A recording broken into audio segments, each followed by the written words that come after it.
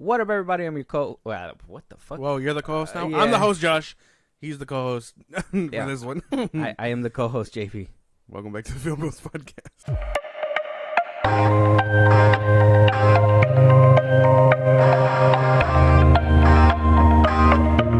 All right, go ahead, host. Oh, word. We're talking about Blue Beetle. No, I'm gonna let you take it away. You're closer to the computer. Oh, well, now that we found out that Josh is not cut out to be the host, I am your host, JP, and this is my co-host, Josh. Hey, everyone. You guys already know us, but for the new people that are coming into this podcast that don't know us, hello, we welcome y'all. We thank y'all for taking time out of your day to listen to us. As always, there's always new episodes out right now for you guys because, if this is the first time you're listening, they're new to you. So go check those out. If you guys want to interact with us, if you guys got a movie that you guys want us to review, a topic that you guys want us to discuss on this podcast, a video that you guys want us to react to, if you guys want to support us in a big way, Josh, let them know where they can let us know. Twitter, TikTok, Instagram at FilmBros Podcast. We post when new episodes are up. You can hit us up there for any news or movies you want us to cover. Listen to us anywhere you get your podcast. That's Spotify, that's Apple Podcasts, YouTube Music, Amazon Music, things like that. Anywhere you get them, we're on a bunch of sites. So go listen to our older episodes there and newer episodes. When it's all said and done, subscribe to our Buzzsprout page. That helps us grow, and subscribers get special perks and all the things that come with that. Help us out there. Appreciate it. Yes. But we're here to discuss the newest lows of WBD, the WB squad, DC, if you will. I don't know who's pushing out this narrative, but whoever it is, I'm going to have to ask you guys to stop it. Stop it right now. Hold some composure. What are they doing? Blue Beetle came out. This is its second weekend out now. The first week did not do too good. We reported on that on the last episode that just happened last week. Wound up making about roughly, so far on its second weekend, even on like Discount Tuesday, about $60 million on a $108 million budget. Damn. And that's worldwide. That's not even just domestic. They made about $60 million worldwide. So we obviously have to wait until the full numbers come out when it shows up, maybe probably by tomorrow, because at the time of recording this, numbers should be out by tomorrow. Yeah. But as of right now, DC and WB have no shame. Coming straight from WB headquarters, they are saying the reason why Blue Beetle's financial response is not happening is due to the storm's impact is anticipated to be significant, particularly in Southern California where the film is over-indexing. So they are basically blaming the weather, Hurricane Hillary that just passed over the weekend on why Blue Beetle is not doing too good. So before it used to be general audiences weren't accepting it. Then it was Zack Snyder cultists are obliterating the reviews and the box office. And then real DC fans aren't showing up. And now nobody's showing up. So who can WB point their finger at now? And they're like the weather. It's God himself. The weather. Blue Beetle is not performing because of apparently Hurricane Hillary. Oh, that sounds ridiculous. That doesn't make that doesn't make any sense. I mean, as far as I know, a lot of people were still out and about doing what they were doing during the storm. Granted, I don't know how bad it was for other people, but for us, it was kind of just raining. In bad. LA, there was like, I think 2-3 inches of water. Okay.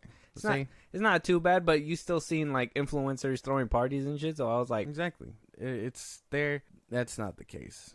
The point blank simple. No one's watching it because either WB's reputation or DC's reputation. It's heads or tails, really. So you wouldn't say? I mean, no, we haven't seen Blue Beetle, so you wouldn't go out there and be like, "Oh, the hurricane is still hitting, huh?" Oh, man, we've been out of that bitch for like a week now. There is no way. If people wanted to watch this shit, they would have watched it by now, including us. We do have to get on it, but like, it's not. Our reasons aren't because of the weather. If that makes any sense. So what do you think the reasons are?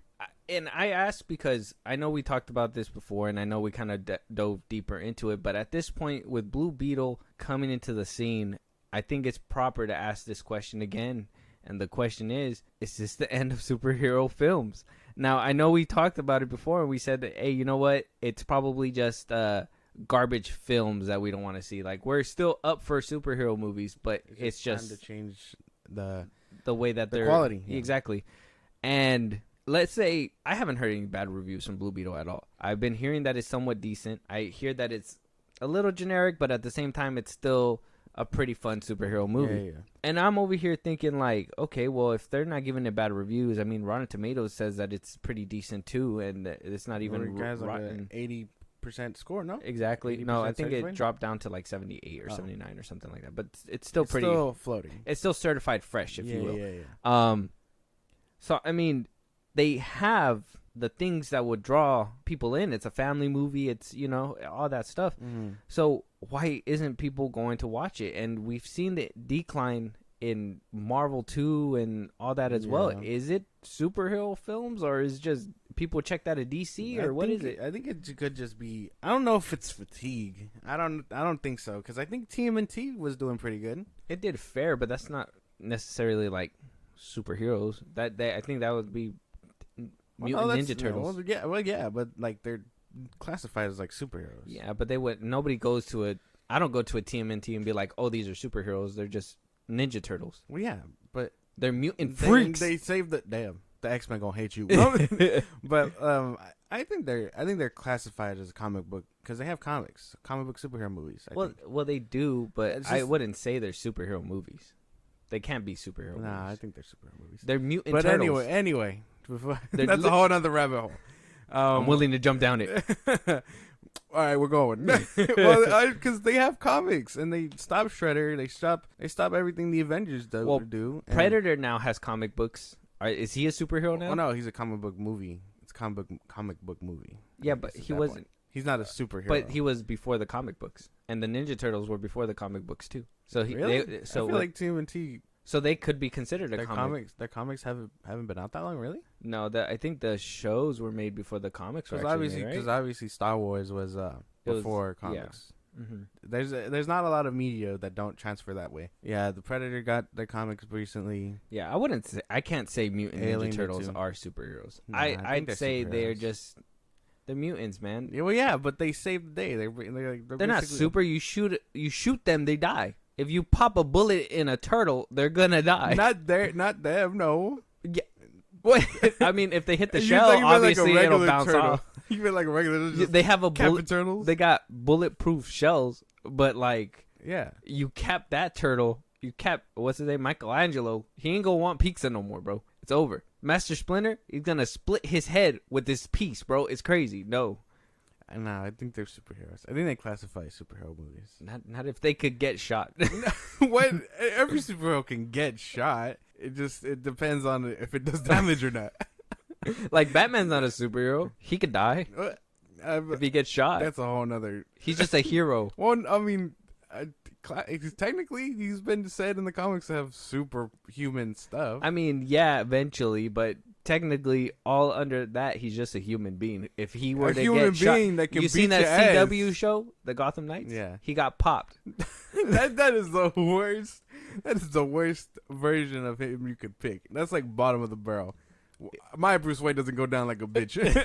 Well, I'm just saying, he got popped. There's no way Bruce Wayne dies the same death his parents did. Like, now, if we're talking about like Matt Reeves' Batman. Well, my boy just tanked 50 bullets and just walked through it. That was a bit unrealistic. Yeah.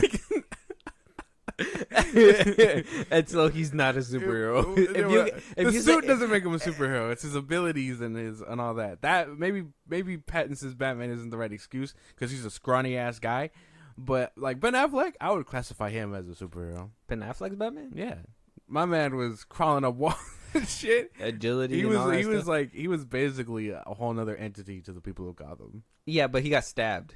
So no. When did he get stabbed? He got stabbed in the warehouse scene when he was like fighting him. When he went and he was like, "Arr!" Really? Remember? Yeah. They stabbed him, and then he got the knife and stabbed the boy back afterwards. Oh, that's right. He's bulletproof. He's not knife proof. What? You gotta make a distinction, like in the Christian Bale's Batman, where he's like, "Oh, will it give me armor against knives and stuff?" He's like, "Yeah." What about dog bites? And he's like, "Yeah." Well, yeah. Well, they made it make sense, and I think that's what they kind of transferred into Ben Affleck's Batman suit the same way. Is that it's good enough to stop bullets, Yeah. but not a knife. Mhm. Because if it's slow enough to go through, so if a bullet's this close, it'll go through maybe. But if it's far away, it should block. Well, but I don't know, Patton says because he was taking bullets to the cowl, so I don't know. that has to be extra armor right there. But like that's what I'm saying. 'Cause I'm I would assuming the imagine, headpiece has to have more. like he's technically super But that's why. human. Why would you reinforce the headpiece if you are a superhero? Brain damage? Superheroes can succumb to brain damage. I'm just saying, if you drop Bruce Wayne off a 60-story tower, he's not gonna just walk it off. I don't know. I've seen it happen. I can show you a comic panel where he falls from space and lives. If he's in the Fast and the Furious universe, he'll probably like he was coming down literally like at the speed of like a meteor, Uh-huh. and then he crash lands and he gets up like that ain't even hurt. Like What the fuck? I can show you that. I'll show you after He that. didn't even like burn through the atmosphere. No, I'll show you. But yeah, I classify those things as superheroes. Okay. Well, Maybe- I would say they're not superheroes. Okay. Because Well, I guess if we're gonna have to agree if to you could catch disagree. a bullet, you're no longer a super being. What? I'm just saying, if you cannot repel bullets, you're not a super being. Well, but like, okay, well, you can shoot the Flash in the leg, but he's still a superhero. Yeah, but you hit him in the head. We've seen Reverse Flash come back from that. Well, not come back. He just slowed down his molecules to keep himself alive. Eventually, he's gonna die whenever he cannot stretch out the little bit of time left. Well, no, I mean we've seen it happen. Did you see Suicide Squad: Hell to Pay, the animated one? It's part of that New 52 universe I was telling you about. Yeah, that's what I was telling you. It's Oh, yeah? because in Flashpoint, He explains it like that. yeah, in Flashpoint, Oh. Bruce Wayne shoots him in the head, and he's like, "Oh, like I'm still alive, and the hole's still there." And he basically is like, "Yeah, I'm vibrating my body to the point where like the bullet's not affecting me, Mhm. but if I stop, I'm dead. I'm dead." Oh, So okay. I don't remember him explaining it like that. That's crazy. yeah, But I don't know. you want to I- watch the movie? Maybe not that one. There's a lot of more things going on in that one. but damn. Now you got me really questioning. Question to y'all: what makes a superhero is being the ability to get capped and walk it off, make it a superhero, or do you have to literally be Superman and like the bullets bounce off you type shit to be a superhero? Well, I guess, Or do you think the Teenage Mutant Ninja Turtles aren't superheroes? Because that is crazy. I think they are. I would just think they're just Who's not a mutant. superhero in the TMNT though is like Casey Jones. Homie walks around in a hockey mask and sticks. Yeah. I'd say Iron Man's not a superhero either. He could get I guess he isn't. he could get dome pieced. He's just a billionaire. Okay, you say Iron Man's not 100%, but Batman is. Batman's physique and body, bro, he's superhuman. He's peak performance man. Like he got to where Steve Rogers is without a serum type shit. Iron Man, he's just a man in a suit. I said it. Hot take. He's Batman cannot carry a car, bro. Batman cannot carry a car. He was strong enough to beat Superman in armor and barely. Well, yeah. But, I mean, you can't... Iron Man does it all the time in a suit. He's still not going to stand a chance against someone else. Iron Man could barely handle an old man and a cripple. I don't know what to tell you. I don't know what to tell you, man. I think your scales are balanced. Or unbalanced. But either way, blaming what her... is stopping Blue Beetle from advancing? Hurricane Hillary is not the reason why. Yeah, no. WB... Is it because Come on of now. the fact that we just aren't interested in superhero movies anymore? Because we've been seeing an incline in like Barbie, Oppenheimer, that event brought people in. The Barbenheimer stuff, that shit was everywhere. That brought people in. Like, is it the marketing that's not getting people hyped for this movie? Did WB not promoting this well enough? Kind of like how we did back in 2016 when the DCU was first starting. You remember at CinemaCon, everybody was there. People were hyping it up. Henry Cavill was in like a mask and all that stuff. It was hype. It was pure hype. Are we in a period where people are just like, we don't have the money to hype this up, and actors not being around, is that an issue too? Because the director Angel Manuel Soto was the director of Blue Beetle, also had said too at one point that the actors not being there, though they're heroes, it's, it could be an issue too. I think it's just marketing. Maybe as a society we've moved on, but it's hard to tell because, well, you got Guardians 3 doing well, you got Into the Spider-Verse doing well.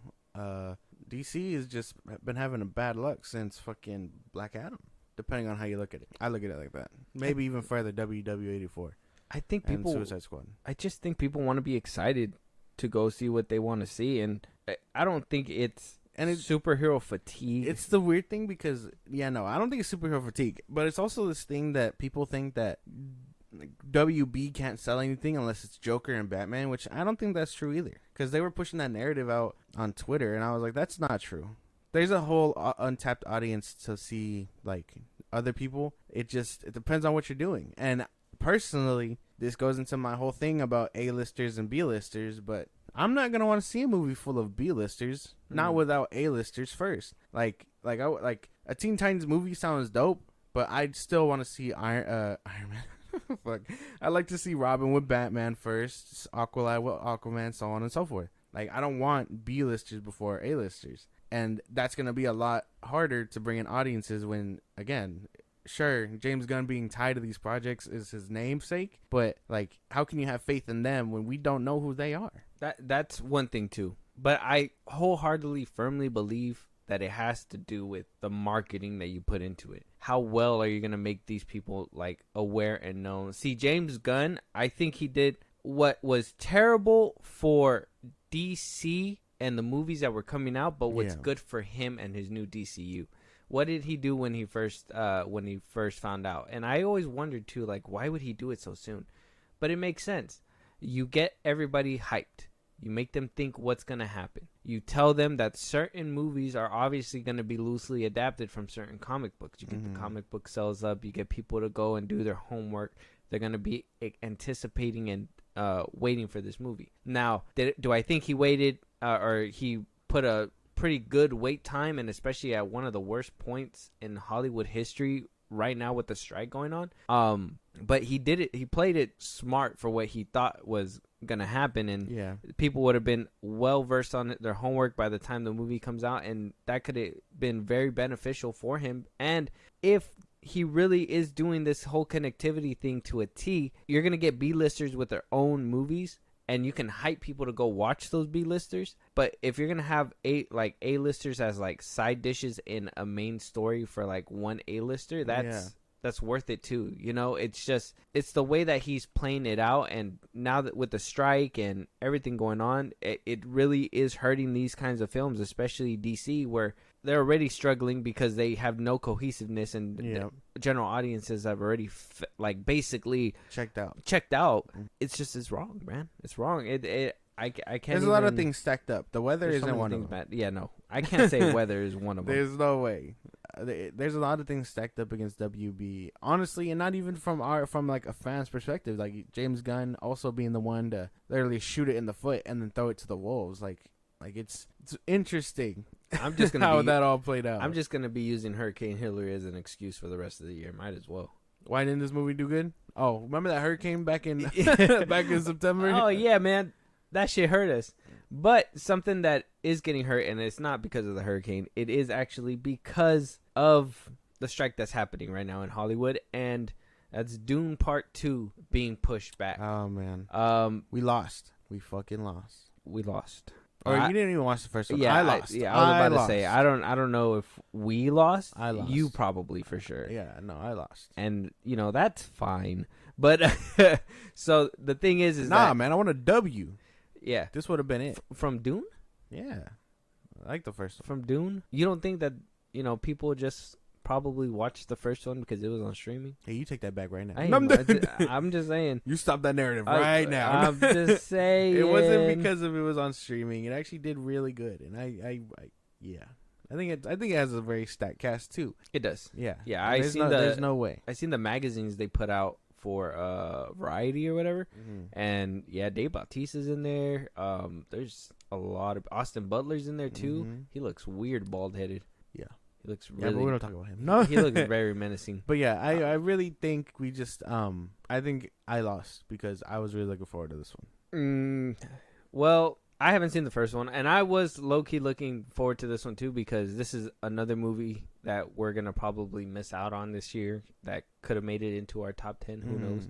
But moving to March 15th, 2024, gonna be moving Godzilla vs. Kong: The New Empire from that slot and moving that back to April 12th, 2024. So a month back for Kong versus Godzilla, and basically everything else seems to be going fine. They're gonna leave their other movies. I know Candy's supposed to be coming out, and one Aquaman and the Lost Kingdom. They haven't pushed that one back either.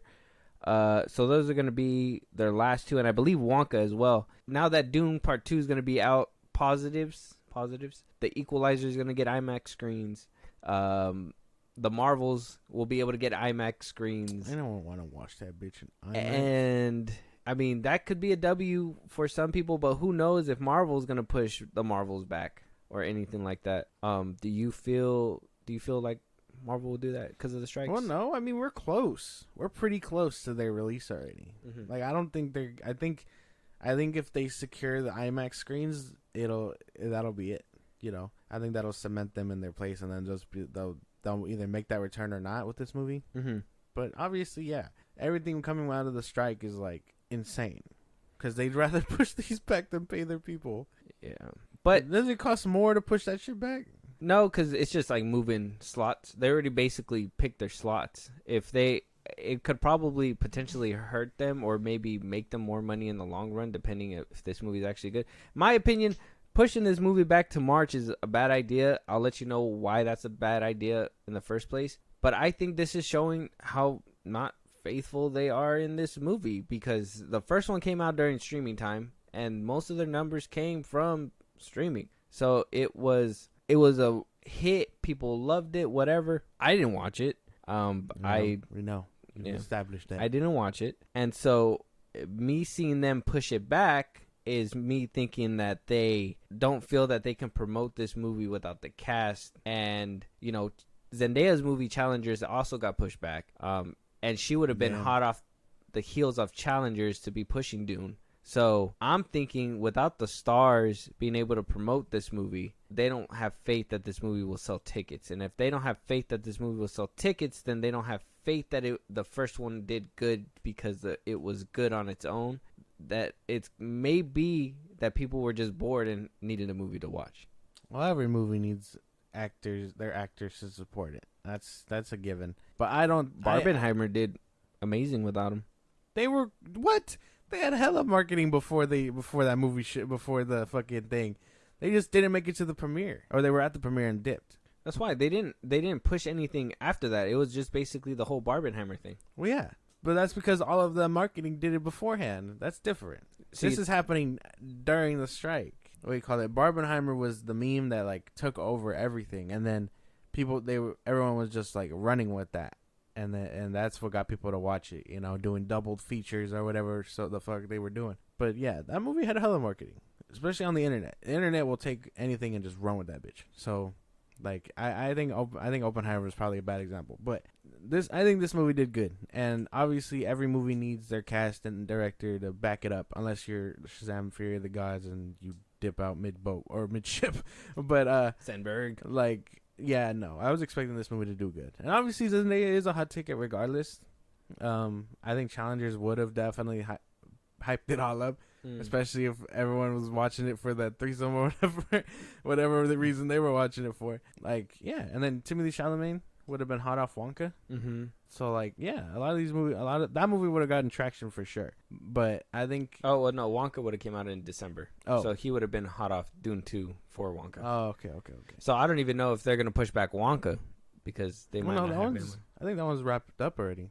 Yeah, but that one's all the way in December. And if they don't have that actors and they don't have Timothée Chalamet to be able to promote it, especially, and you know, they record some stuff in advance, like Heart of Stone, they were having that Collider interview that we did a couple weeks back and all that. Those were pre-recorded stuff. I don't even think they did pre-promotion yet for Dune Part 2 when the strike happened. Yeah. So they don't even have like clips to put out there besides maybe like principal photography that they use the magazine for and stuff like that. Maybe. But yeah, I think a lot of these movies are going to just keep being pushed back until the strike gets resolved, and I don't see it being resolved anytime soon. So rip cinema after it was just coming back. Well, if Dune Part 2... If WB really is putting their chips down on Dune Part 2, this is going to be the test right here. And that's because, like I said, it is moving to March 15, 2024. Now, we saw this year's March, right? Mm-hmm. That shit was stacked. What did we have? John Wick, Transformers, Scream. Creed, Dungeons and Dragons, Creed, and one more movie. There was one more. Oh, Spider-Verse. Spider-Verse came out. There was 5 stacked movies. Yeah. And a few of them tanked for it. I think John Wick was front heavy, but then they started slowing down towards the middle because Scream took it over. Creed only had like about a week of like it was very front heavy too. It still carried, but it took a while to go. Yeah. Transformers bit the bullet hard. Across the Spider-Verse was thriving. I think everybody was going to watch that because it was like a family movie.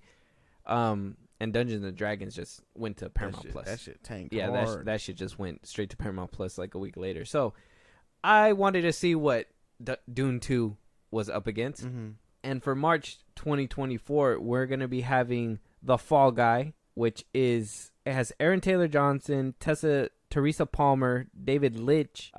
It's about a Hollywood stuntman by day, works as a bounty hunter by night. He incorporates his stunts into his bounty hunting flying vehicle over large objects, jumping for impossibility high angles to nab the people he and his team are chasing. That sounds fun. That actually sounds fun. I think that sounds fun. Like an interesting concept. Whenever the trailer drops for that, I'm actually going to be curious about that. And that's even if this one's going to stay where it's at. Who knows if it even started filming it. Basically. I know Aaron Taylor Johnson was doing Kraven the Hunter. So maybe he was doing both productions. Who knows? Another one is called Elio. I know this one is done. And this one was just all voice work. And the rest is animation. So they can push the rest out. Yeah. No problem. A-okay. A boy finds himself transported across the galaxy and mistaken for the intergalactic ambassador for our planet Earth. Also sounds fun. I've seen the trailer for that one. You seen the trailer? Was it like a little like snippet? It was like a teaser, huh? I think it's coming from Disney or Pixar. Something like that. Pixar. Very good. So, also, March, Kung Fu Panda 4. Damn. Take my money. Now, we don't know if anything has started for it yet. So that one could be still up in the air. Who knows? A Quiet Place Day 1. We know that one's ready to go. That one's in post-production right now. So we'll probably see that one. Or this one's under Paramount. Paramount might say, hey, we might need to push this one back for a different movie to be slotted there till future date. But it is A Quiet Place. So, I mean, I don't know how excited anybody is. What?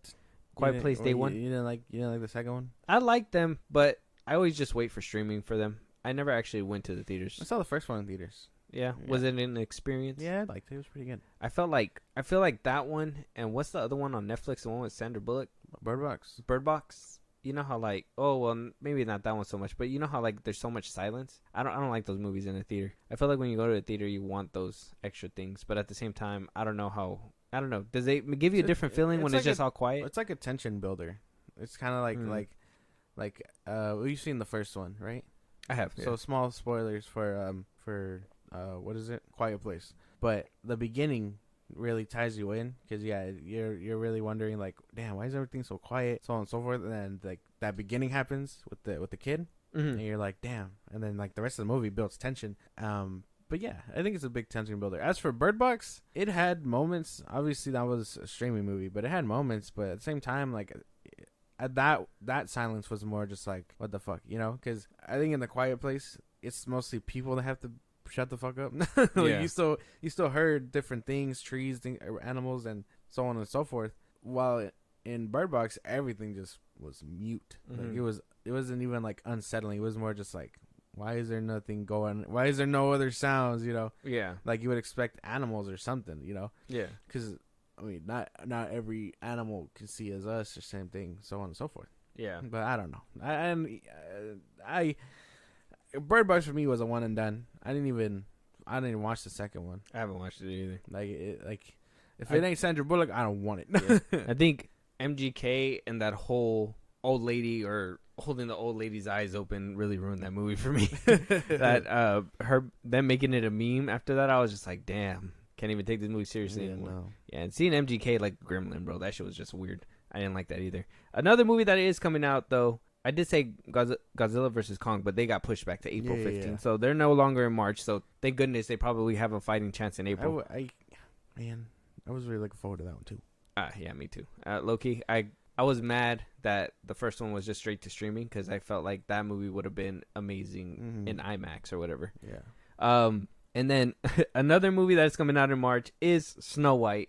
that movie will most definitely Yeah, tank hard. Yeah, there's no way. If you go to watch that one, I got some news for you. No, don't watch that fucking movie. You ain't gonna see no dwarves in there. Yeah, it's Snow White and the 7 normal people. And Rachel Zegler. I need that movie to tank. Like I need if there was any clear message that no one wanted this shit, it should be this one. Sorry, Rachel Zegler, but you got to be the guy. The fault. This is the one where you can just completely probably skip. I'm not watching that. You could probably wait till streaming, but like you're probably not gonna want to wait for that either. We were urgent to do The Little Mermaid because we kind of enjoyed the OG, and then our obviously shout out Stephanie. We wanted her input very much, but we can hold off on this one. We can hold off on this one. Honestly, I'm good. I'm good. Keep it. That's for you guys.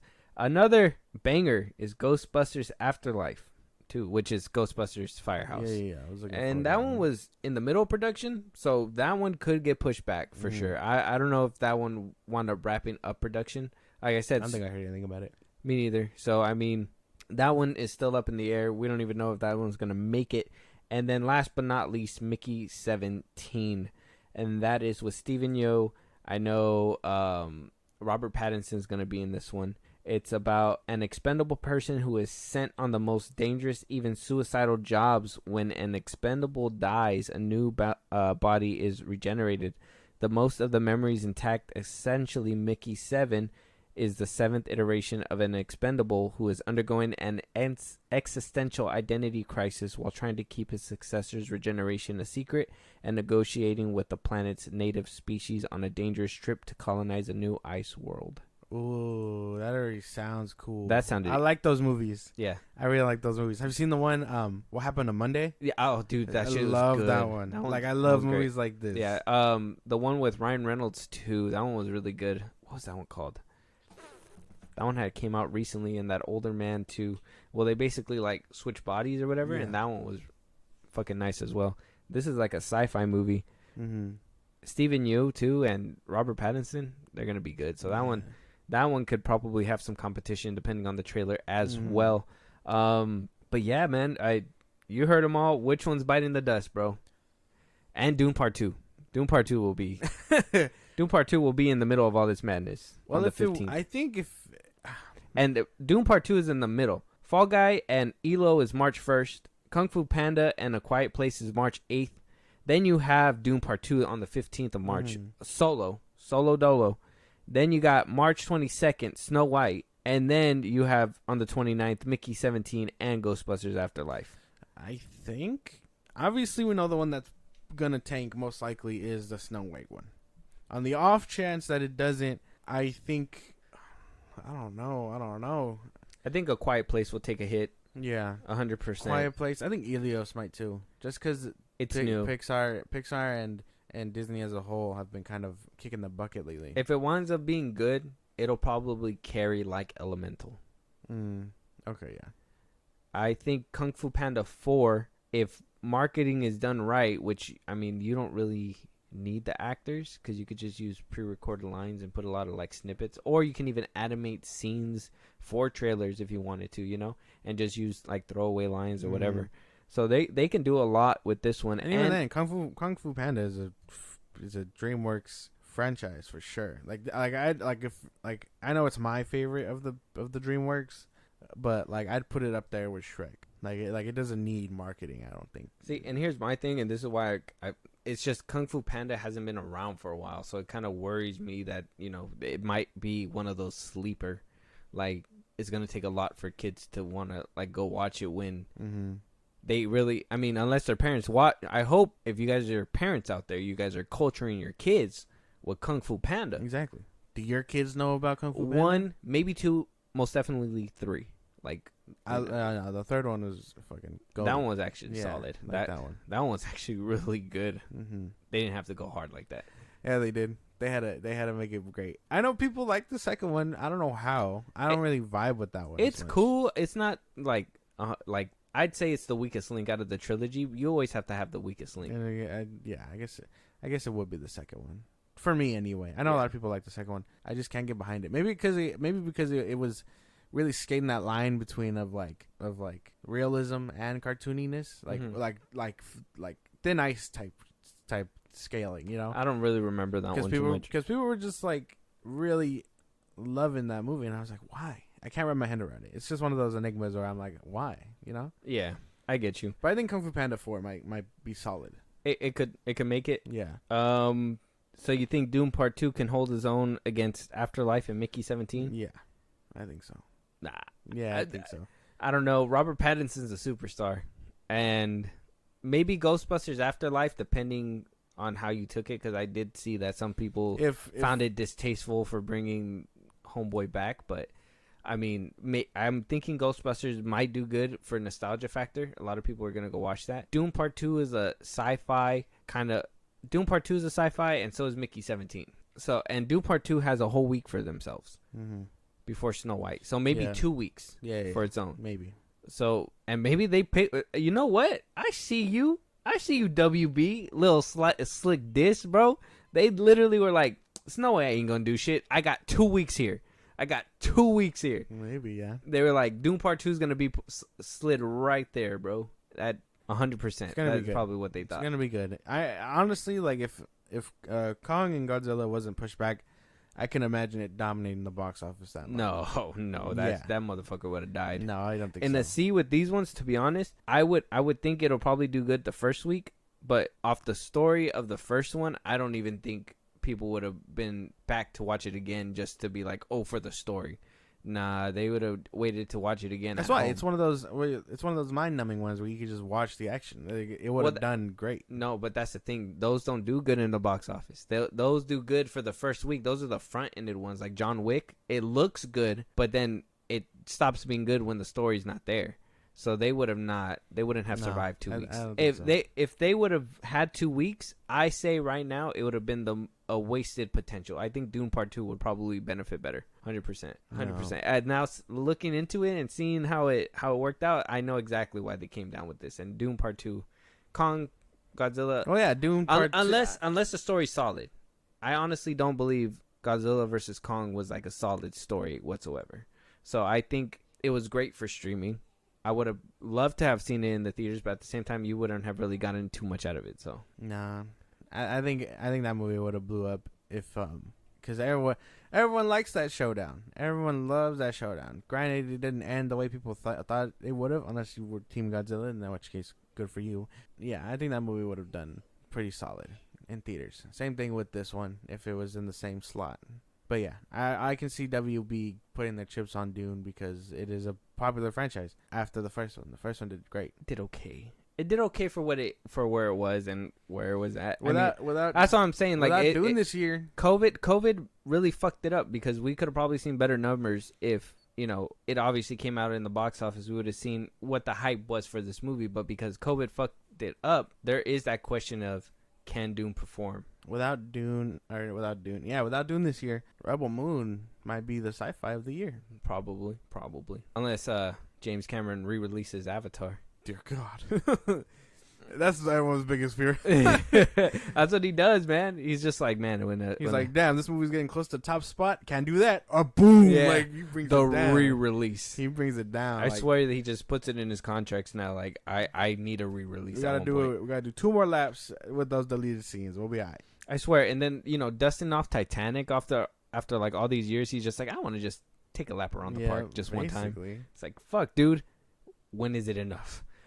Moving on though. So we are hearing Bob Iger is outraged. Oh, boo-hoo. Let me get the world's smallest violin.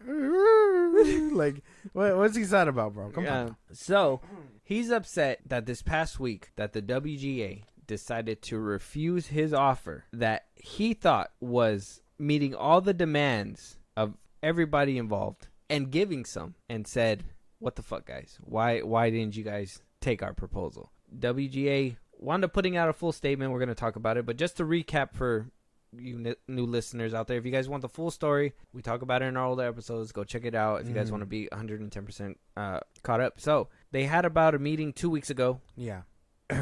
Everything fell through. They had about a week of just nothing, maybe sending notes back and forth. The AMPTP called them in on Monday of the past week that just came out. The past week, the AMPTP sat down with them, and 20 minutes into the meeting, the WGA stood up and walked out for their reasons that they put into this statement right here.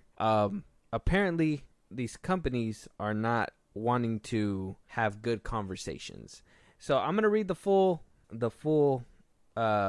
statement. Bear with me, guys. So it says here, dear members, after 102 days of being on strike and of the AMPTP silence, the companies began to bargain with us on August 11th, presenting us for the first time with a counteroffer.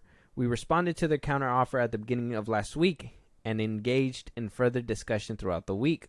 On Monday of this week, we received an invitation to meet with Bob Iger, Don Langley, Ted Sarandos, David Zasloff, and Carol Lamborghini. Mm-hmm. It was accompanied by a message that it was past time to end this strike and that the companies were finally ready to bargain a deal. Sheesh. We accepted the invitation and in good faith met tonight in hopes that the companies were serious about getting the industry back to work.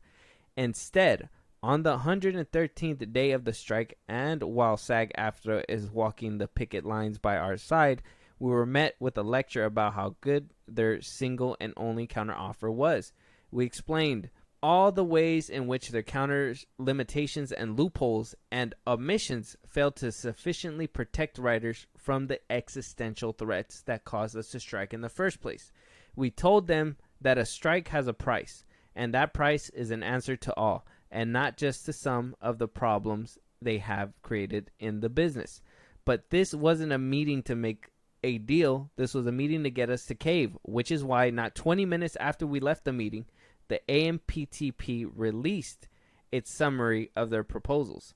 This was the company's plan from the beginning, not to bargain, but to jam us. It is their only strategy, to bet that we will turn on each other. Tomorrow we will send a more detailed description of the state of the negotiations, and we will see you all out on the picket lines, and the companies continue to see what our labor power looks like.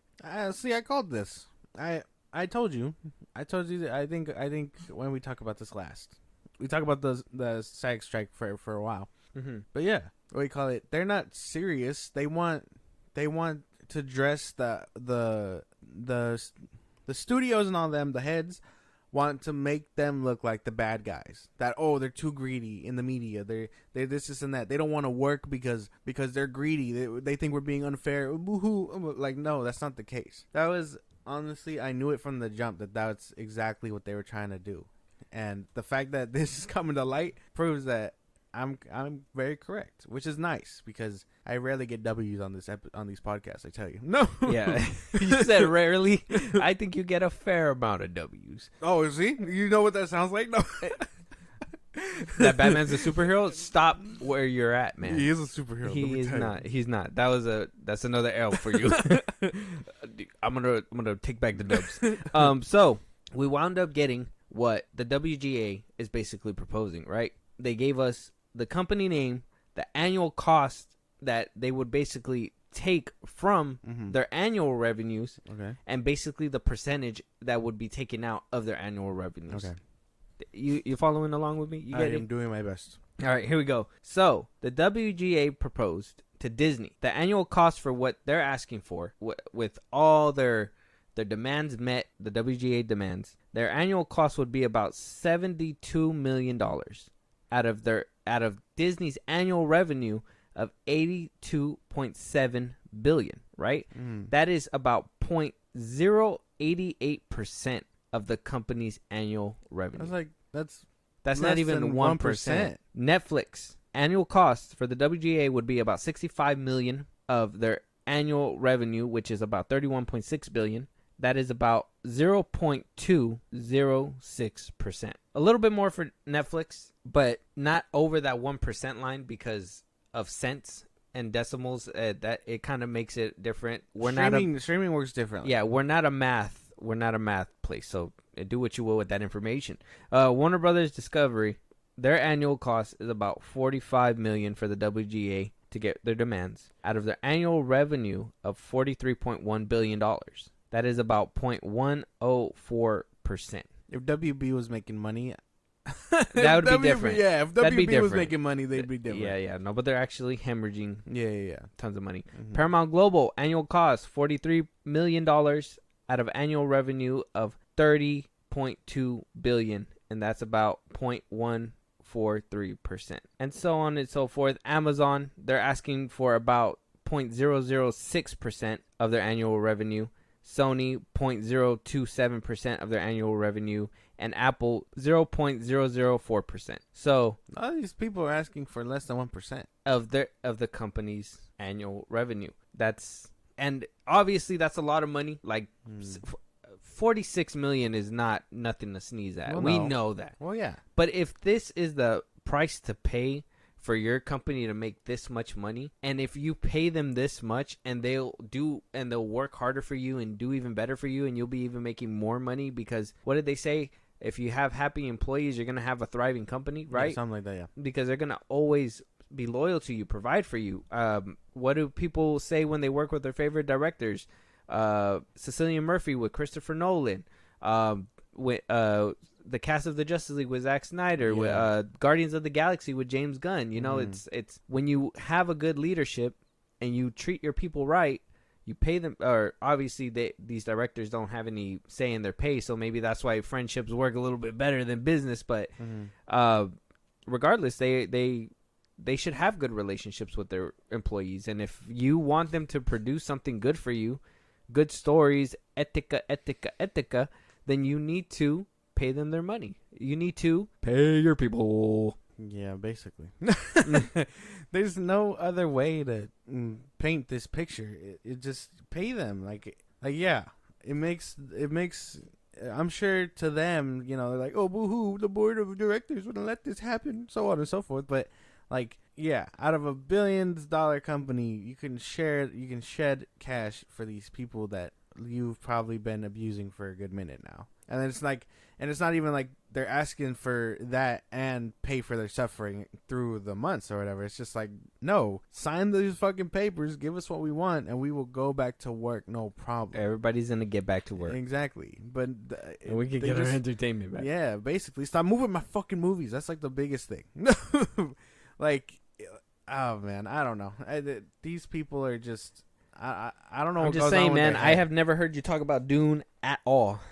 It came out in 2020. You're talking about me? No. Yeah, man. I've told you to watch Dune. No, you told me that when we were hearing the promotion about Dune Part 2.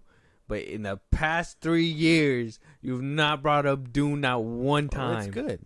Well, now you say it's good. Well, it is good. When it's time to propagate I've been saying it's good. No, because if it's a good movie, you would have brought it up a long time ago. No, 100%. It is a good movie. Because what's a movie you brought up to me recently? Well, I bring up tons of movies to you, and I'm just like, hey, this is really good. But did you watch Dune? No. No. Every time I do, every once in a blue moon, you don't have you watched Tenet? Watch it. No. Nah, that's right. Have you watched Tenet? No. You watched Flaming Hot? Yeah. Oh, fuck. Yeah, I watched Flaming Hot. Did you? No. I don't know. We watch a lot of movies. You watch Dungeons and Dragons? No. I'm not watching that shit. Yeah, you have Unfortunately, I'm not watching that one. But all that aside, it's just pay your people, man. It ain't hard, and I'm sure 47 million sounds like crazy out of a company's pocket. But again, if you work with them, they will work for you. Yeah. And pump you more money. Eventually that 47 million will be chump change. Like come on now. The 47 million to them is chump change. Fucking Zaslav makes 140 million a year or whatever. And Bob Iger's upset about that. How about we take away his shit, let him live, pick it, whatever the fuck else, and then see how he feels. Right. But no, he'll never understand that because he's high and mighty and these people they're money gouging us. Shut the fuck up, bro. Ain't no way. Money gouging while he's eating fucking Kobe steaks and shit. Fucking using his bidet.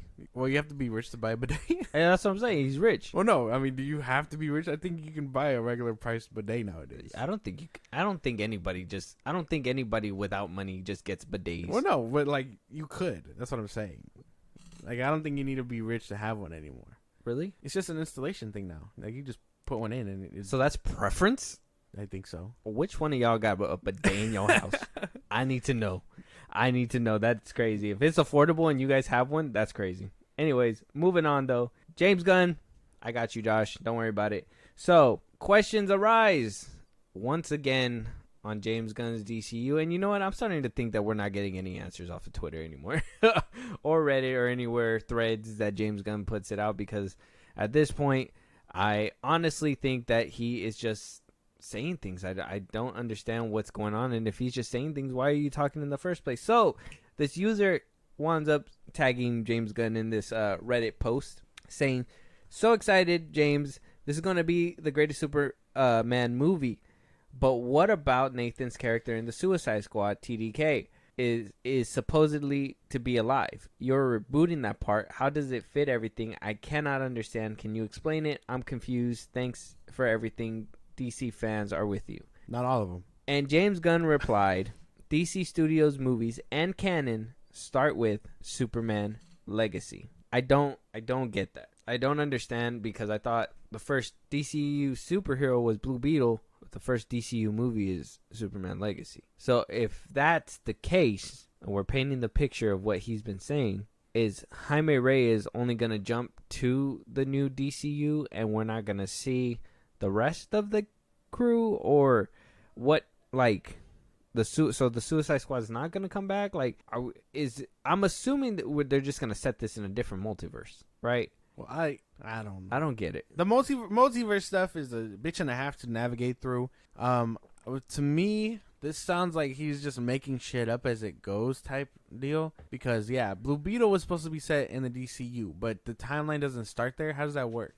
Is this his tactic to like juke us out? Exactly.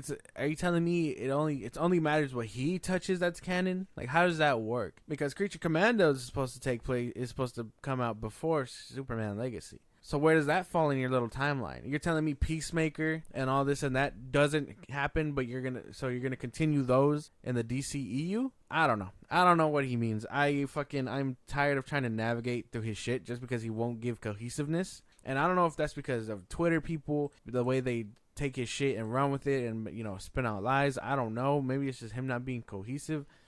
Like, I am tired of just trying to navigate it for him. I'm trying to navigate everything that he's saying only because I want to know what's going on. I'm fine with surprises and I'm fine with the little things, but it's not when... It's kind of like when somebody describes their movie, right? Like a director. They come out and they're like, well, I'm making... it's kind of like with Michael Mann when he was talking about Heat 2 recently. I don't know if you've seen, he did like an article on Variety. He was saying that, you know... I think we talk about it, no? We touched up on it that I guess... No, we didn't really talk about it. We said that he was making one, or that he wants to make one, but it's going to come out after Ferrari. Oh, yeah. That the one that he is coming out soon. It's supposed to be about the dude that made the new Ferrari movie. But he basically talked about, like, when he talks about his movies, he'll describe it to you and he'll tell you, like, who he thinks is supposed to be playing it off the bat of his head. He'll describe a picture to you and what that movie is going to be about, where James Gunn has been very vague with, like, where this is going and where the DCU is and the state of it all. And, you know, a lot of the times studios will try to, like, hype and promote, and, you know, from the early on, it's kind of like you remember when Black Adam came out at CinemaCon and he had that whole the Dwayne Johnson, there was no trailer yet, nothing was ready, and they wanted to show something at CinemaCon. So what they do, they put like this little like teaser thing together where it looked like paper and you know, the arms were moving, Black Adam was there with the lightning, and then Dwayne Johnson comes out with the Black Adam suit or whatever, basically describing the movie, letting you know what you're going to be looking forward to, and blah blah blah blah. Now granted, that was a little bit closer to the premiere of Black Adam. That was like about a year and a half away from Black Adam. I know we're like 2 years away from Superman Legacy, but if James Gunn is saying that we're supposed to be getting not cohesiveness, but more transparency and know what we're going to be walking into, and especially in this time where we're in such disarray, the Flash bombing, Blue Beetle not looking so good, now Aquaman and the Lost Kingdom, I know I shitted on it the other day, but that's not looking so good either. Why isn't he out here trying to save all this instead of just being like, well, there's nothing I could do anyways, I'm going to just let everything basically fall to the floor and I'll sweep it up after? That's what it. I don't know. I don't know what his plan is. I don't. And like, this isn't even like stabbing in his direction. It's more of just like, what the fuck? Because when Zack Snyder ran this bitch once upon a time, he had a slate. He had that bitch ready to go. He had it mapped out since Man of Steel. It had Green Lantern. It had Cyborg and Flash. It had so on and so forth. Like, you knew where it was going, you know, with that little graph. You don't know what the story entails, but you know all of these were going to be in that bitch. We know what he has in store, but we don't have a timeline. We don't know what's going on, and that's only because... And the obscure characters don't make sense either. Well, yeah, and then he backtracks also. That's another thing. Blue Beetle... Oh, he's the first character, but the DCU doesn't start there. How does that work? How you just take the character away from the guy who directed that movie and everything? I don't understand how that works. Peacemaker, again, is he not going to be the same Peacemaker? He's going to have his wife in there. You're telling me it's not the same chick in that Superman universe? Like, I don't understand what he could mean. Yeah. Me neither. I've been trying to figure this shit out. It's weird. And you know what's funny? When I was naming directors, I always feel like we talk about Zack Snyder a lot on here, so I'm like trying to avoid directors to say, and then you just outright just like said them, and I was just like, fuck. Why did I tiptoe in the first place? Well, no, it's because, I mean, it's not even like obviously it's a compare thing, but that's because he ran that bitch once upon a time. He was running DC at one point. Mm-hmm. Like, he was the guy they were looking to create the DCU. No, that's true. So like he was in James Gunn's shoes at one point, and he was doing a better job. Granted, no matter how you feel about his movies, I'm not talking about that. I'm talking about mapping the bitch out. Like, he had it mapped, you know? You remember what the graph looked like. He had Man of Steel, had BVS, Suicide Squad, Wonder Woman, da-da-da-da-da-da-da. No, nothing about Birds of Prey. That came later. Oh, so on and so forth. And you know what? For those James Gunn, like, people out there that, like, love him so much for whatever reason, Zack Snyder was rolled BVS and all that, or he made that happen because Warner Brothers was like, we want Superman and Batman interacting because we want a universe. Man of Steel was supposed to be 1 out of a 5 movie arc. Yeah. And they wanted a whole universe because of Marvel.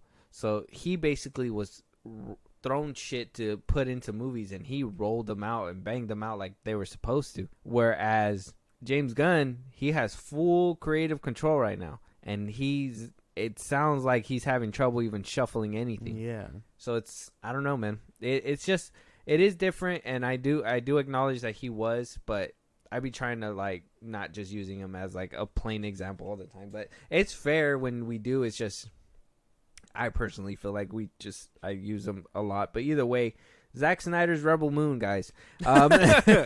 There's a lot to discuss, and there's some things that got me worried. All right. And it got me worried because Zack Snyder is this guy that a lot of people look at and is like, oh, you had DC people that were like, oh yeah, he sees Superman and is like, oh, I just want to make him dark and gritty or whatever, blah, blah, blah. Or like, I think there was a quote where somebody keeps taking out of context from him where he's like, oh yeah, your superheroes, like, they curse or whatever. Like, sorry to burst your bubble, but they say things or they have sex or whatever, blah, blah, blah, and whatever. So, talking to IGN, Zack Snyder basically gave a little bit of tea about what the movie's going to be about, saying that in one of his quotes, the old king was much more of a straight-up imperialist, building deep world building constructed in the head about every aspect of this world, saying that there is a dictator in this movie, and that dictator is being played by none other than Skren, Steven Skren. And he was in Alita Battle Angel. He was also in what's another movie he was in? He was in quite a bit. He's like that British dude. Oh, he was in Deadpool. He was in Deadpool. Ajax. He was Ajax. Oh, okay. He was Ajax in Deadpool. So he basically said that he offered Skren the role, and the way that he kind of sold the role to Skren was saying that when we meet Noble, we meet a man with an incredible amount of military. Oh, this is Zach pitching it to Skren. Sorry, incredible amount of military power and might. With an arsenal behind him, he read the script, said that this is a dream role, and I understand this, and I'm built for this. And if you're gonna step on the big stage, Noble is the one. So Skren basically said there was self-motivation and sadism. And what really made Zack Snyder sell this movie was when he said that it's a modern Rebel Moon is a modern Star Wars with sex, violence, and swearing. And that was enough for him to say, sign me up. Now, I get it. Sounds cool. It doesn't sound crazy. Mm-hmm. But then you got these people on the internet, right, that take this and say Star Wars, sex, violence, drugs.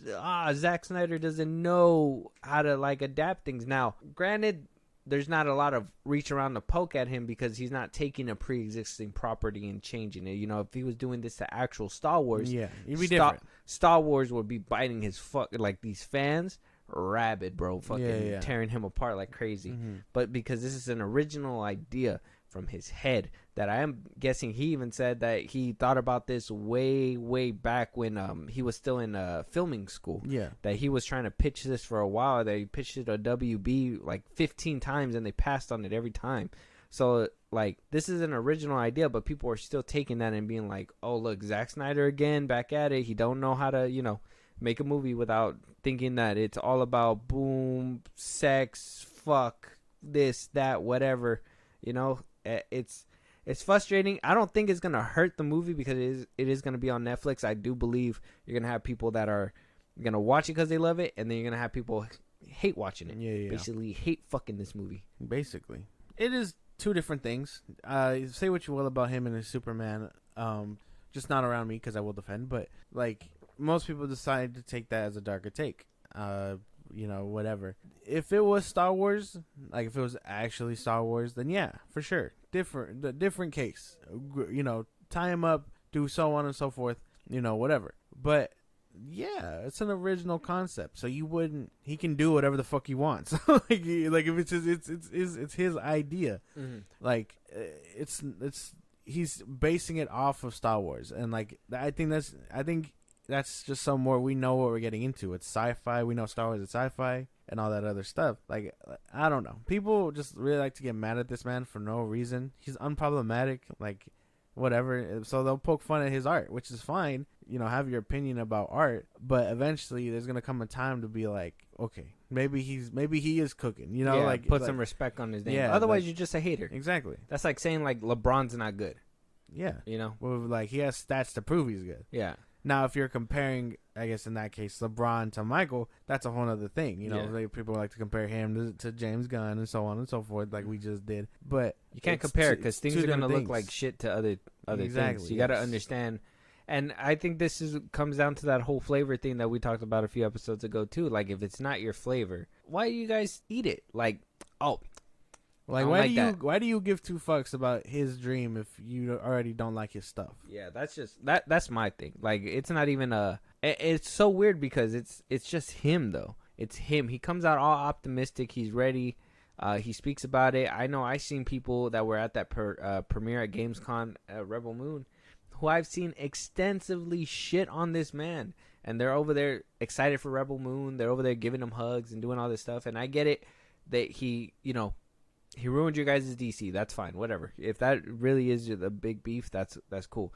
But then you have people that shit on him and use, his daughter, and they say other things, and it's like, damn, fuck. It's like, it's a movie. It's a movie. When Army of the Dead came out, it still followed him there. Now, granted, I feel like that one kind of just like came and went fleetingly, but I think that's because Zack Snyder kind of hyped it up to be a whole universe, and he kind of just let it go. Like, I thought that was gonna happen, be a little bit more down the road before we even got to Rebel Moon. Yeah. I think he's just having a tough time getting the animated part because a lot of animation places don't take it, and if he wants a specific style, only a few places take that style. But that's a whole other topic. I don't know. I think honestly, it's unwarranted beef. I feel to just be like, oh, he doesn't know how to do anything. And it's like, bro, it's his OG dream. How do you know he doesn't know how to do anything to his dream? Like, you know what I'm saying? Like, like that narrative just bothers me. And I'm glad I haven't seen any of that because I'm only on the positive side of Zack Snyder stuff. I think I only follow a few people who are like genuinely negative about him. But I like being on all sides. I don't really care for the other side. But It's more of just like okay, hype up his projects. That's what a fan should do. There should be no one out there banking on a career shitting on people and their dreams, because at that point you're built on nothing. No, correct. But we can't call them out when they do wrong, and that's the thing. Well, yeah, I mean, because I can say that whole Army of the Dead thing. That's a wrong in my book. You don't start a franchise that you promise people and then move on to your next one with Rebel Moon. Though I am excited for Rebel Moon, I will say he really fumbled the bag with Army of the Dead. Well, I'm sure he's coming back around to that. And I don't know if that was too because of the whole issue with Christy D'Elia too. That would have probably made me be like, well, fuck, dude. Like, why? It's gonna be kind of hard to just go straight back to that. Yeah, scandals are not like that. That would make you take a hit for sure. Yeah, so that's especially the way he was bad mouthing the movie and everything. Like, even with his following, like you would expect, like, yeah, and that'd be turned negative. Yeah, and after he wound up getting found unguilty, like they were like, well, you guys still cut him out of the whole movie and blah blah blah, and they were like, he was over there. I know D'Elia was over there perpetrating, saying that that they didn't even like let him know. They just kind of dropped them and redid it again and whatever and blah blah blah. And it's like, well, you're going through some heavy shit. Yeah, bro. I do feel for the whole taking him out of every scene thing. That shit was crazy. Zack Snyder did it beautifully. Don't get me wrong. If somebody's up for the job, it's him. But it's still crazy. Well, yeah, I mean, again, that's just with any scandal. Granted, he was in tough shit because, like I told you, literally before that role, he played a pedophile. Mm-hmm. So like that, like imagine that shit. You're playing a pedophile, and then there's scandals of you coming out as a pedophile. Like that is a double, like fucking, that's a double barrel shotgun aimed at you and whatever project you're at. That shit just aimed right at him. Like, yeah, no, that is coming for the movie's neck and everything. So what is the best way to avoid that? We got to cut him out entirely. Granted, yeah, don't tell him or nothing. That's bad on Netflix's part and so on. But again, that's business. So if in his contract it says, hey, if you were in a scandal or if you did some shit, we have the right to cut you. Yeah. He signed those papers. No, yeah. And then, like, at that point, they don't have to tell him because he signed the papers, depending on what he did or not. Yeah. And yeah, he came out on guilty or whatever. And I mean, by then it was too late to put him back in. But honestly, if I'm being honest, I don't really care that he wasn't in it. His acting is kind of it to me, so it doesn't even matter really. But yeah, I don't know. Shitting on those kind of things is just dumb because he's not adapting Star Wars in the slightest. He's taking a concept his new concept and birthing something else with it. I'm excited for it. Excited for Rebel Moon. If you guys are the ones that shit on him for no reason, please stop it. And like people were like, get some help. And people are like, oh, but Star Wars isn't adult enough or so on and so forth. They're like, Star Wars is made for kids, whatever. You should be looking forward to this then. Like an original idea that takes your Star Wars and puts it on acid. Yeah, and does something else with it, makes it adult. Like, that should be a giant like thing for people to want to go watch. But no, it's turning you off because Zack Snyder did it. It shouldn't matter because you were into the idea before that. Nothing's gonna make Star Wars fans happy until it goes back to George Lucas. It was that biggest fumble that he sold it to Disney. Even then, George Lucas apparently is a bad guy too. Yeah. I was on that's a whole another can of worms, though. I guess so. That's a big double extra thing. But moving on, though, one more topic for you guys today. Now, if you guys haven't heard our Saturday episode, it is up right now. Go check it out. We talk about Ahsoka. If you guys haven't watched the first 2 episodes, if you guys are planning to watch them, go watch them. Go listen to Saturday's episode. I guess this is a continuation of that. That's what I'm saying. If you guys aren't caught up, go listen to the old episodes. You have to, so you guys can be in the conversation with us. Yeah. So one of the questions that I had talked to you about on that episode, Josh, was who is behind the Night Mask. Now, something popped up on my feed, and shout out to Screen Rant because I never really thought about it before, and I don't think they were the first person either. I don't know who put up that theory, but Screen Rant just kind of made it blatantly apparent for me, whatever the fuck the word is, that a theory floating around is that Ezra Bridger could potentially be the one behind the mask and be that Inquisitor. Yay or nay? First of all, what do we feel about that theory? That doesn't make much sense to me. I don't know. I don't think so. Because at that point, I mean, I obviously plot and convenience and stuff, but the Star Wars person I am would tell me that Ahsoka and them would sense him at that point. She could sense Vader and Anakin, but she can't sense a friend that she was kind of with for a couple of years. She didn't sense him until the mask fell off. Well, no. There's the scenes on the ship where she's like, oh, he feels familiar or whatever. I could have sworn in Rebel she was like that. Yeah, but she didn't know it was Anakin until the mask fell Oh well, off. yeah. I mean that confirms it, but she had the feeling. Yeah, Like that's what I imagine she would have, kind of facing off with him. They would have made it apparent, like, oh, he feels familiar or whatever, mm-hmm. and then it revealed. Too on the nose. I don't think this is it. I don't think so. Too far fetched for you. Yeah, I don't know. a little bit more far fetched than Starkiller, I guess. Like that's a little weird. Farther fetched than Starkiller? That's Yeah. crazy. Yeah, That's crazy. I don't think so. I think this is out of pocket. So you would believe it's Starkiller before you would believe it's Ezra Bridger? Yeah. Yeah. Yeah. Wow. That's I think Star Wars cold take, hot take. I don't know. I think some Star Wars fans like to blow this out of proportion and think like, oh yeah, this twist would make so much sense. But to be fair, I think Star Wars thought about that twist way before and it was like, that's too obvious. There's no way. If it ends up being Ezra, I'll eat my words. That's fine. But like, I don't see this happening.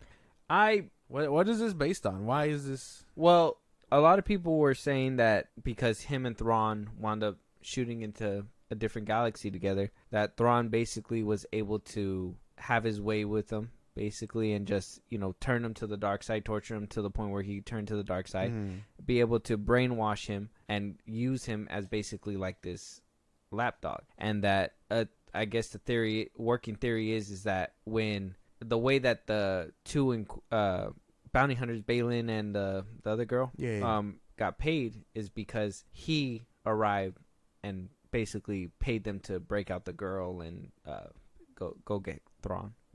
So that's kind of like the working theory. Yeah. And so that to me can kind of make sense if you think about it, but Thrawn is not a Force user, so how would he turn him to the dark side? And I know in Rebels, he had that little moment because of this.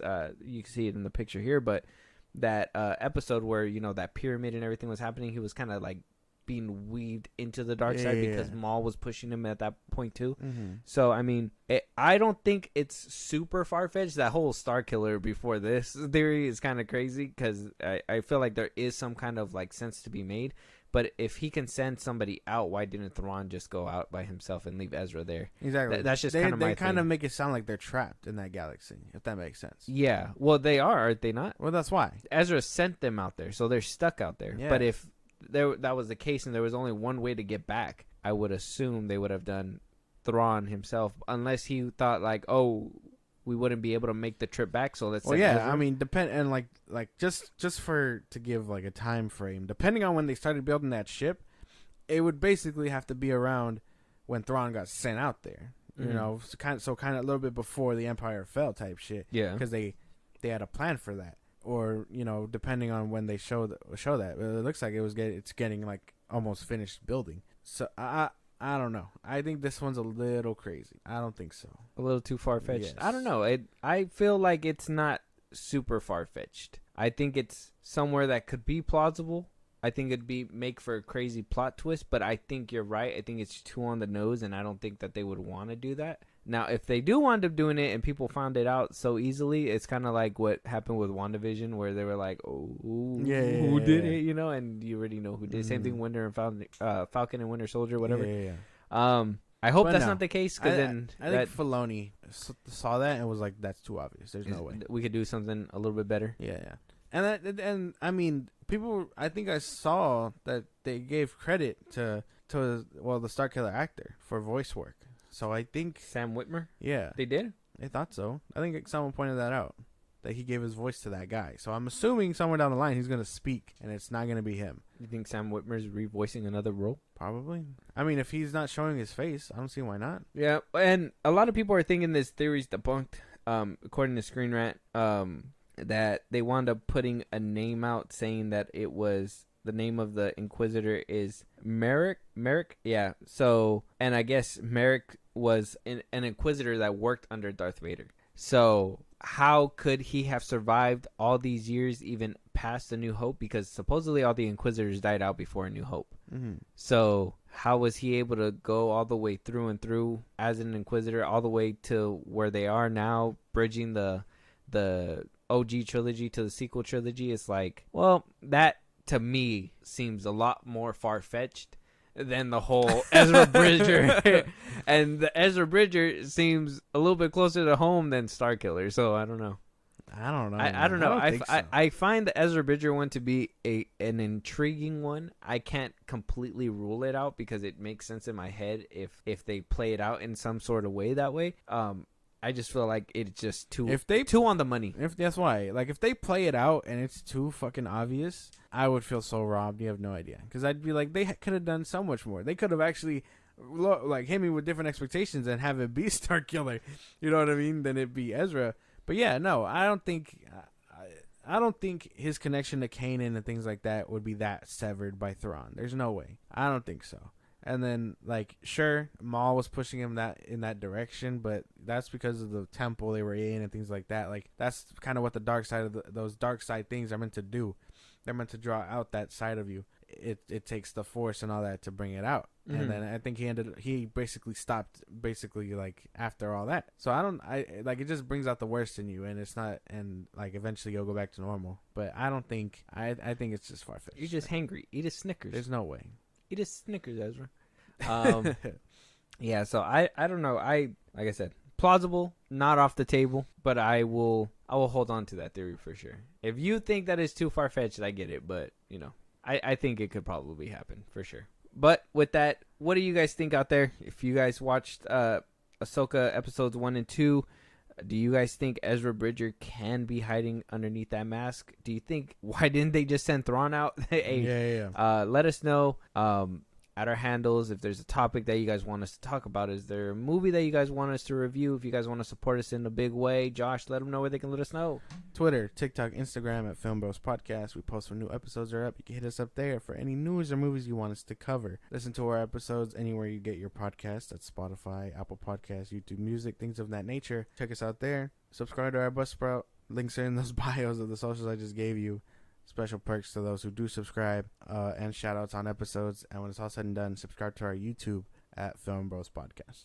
And as always, you can go check out our older episodes right now. Catch up with us, and we'll talk to you guys on the next one. Talk to you guys later.